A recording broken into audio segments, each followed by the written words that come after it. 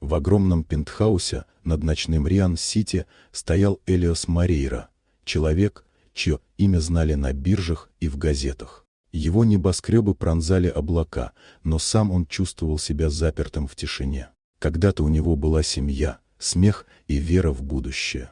Теперь лишь пустые комнаты и ребенок, которого он не понимал.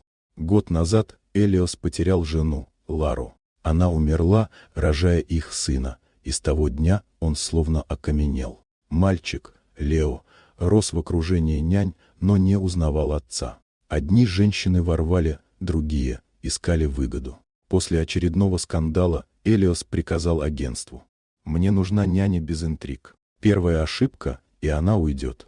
Утром в дверь позвонили. На пороге стояла молодая женщина в простой форме.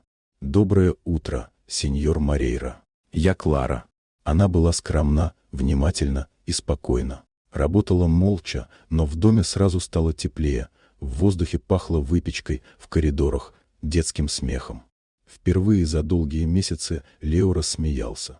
Элиос застыл у двери кабинета. Его сын, всегда пугливый и молчаливый, смеялся с новой няней. Это было невозможно. Но вместе с радостью в нем проснулась тревога. Почему она такая добрая? Почему ребенок к ней тянется? Люди не бывают бескорыстными. В ту же ночь он установил камеры наблюдения. Теперь он видел все. Как Клара поет колыбельные, рассказывает истории про солнце и море, как терпеливо учит малыша ходить. Ничего подозрительного, только забота. Но однажды камера зафиксировала, как она берет старую фотографию с полки. На снимке юный Элиос с родителями. Женщина улыбнулась и прошептала: «У тебя такие же глаза, как у него». Элиос насторожился. Откуда она знает его отца? Позже он нашел в ее комнате медальон с тем же снимком. В голове пронеслись сотни мыслей. Шантаж? Подлог? Связь с прошлым? Но Клара оставалась все той же. Добрая, искренняя, почти родная. Однажды он видел, как сын делает первые шаги не к нему, а к ней. И впервые за долгое время Элиос почувствовал не злость, а благодарность. Наутро он позвал Клару в кабинет. На столе лежал медальон. «Кто вы на самом деле?» — спросил он. Она не стала оправдываться. «Моя мать, Мария Роша, работала у вашего отца. Когда он спас нашу семью от бедности, он подарил ей этот медальон в знак благодарности. Перед смертью она попросила: если когда-нибудь встретишь Морейру, помоги ему, как он помог мне». Элиос молчал. В ее словах не было лжи. «Но почему ты знала о моей жене?» Клара опустила глаза. «Я была медсестрой в клинике, когда Лару доставили после родов.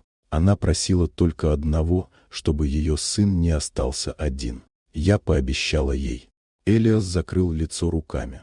В груди стало больно и светло одновременно. Перед ним стояла женщина, которая выполнила два обещания — матери и умирающей жене. «Я следил за тобой», — прошептал он, — «а ты просто спасала нас». На следующий день он снял все камеры. Дом наполнился теплым светом и детским смехом. Через несколько месяцев Клара уже не была няней. Элиос представил ее сыну как тетю Клару, женщину, которая принесла в их дом человечность. Лео звал ее с любовью, а Элиос все чаще ловил себя на мысли, что благодарен судьбе за эту встречу. По вечерам они гуляли по саду, где ветер шевелил жасмин. И каждый раз, глядя на них, Элиос повторял про себя слова отца. «Доброта возвращается. Всегда. Просто иногда ей нужно дойти до тех, кто давно разучился ждать».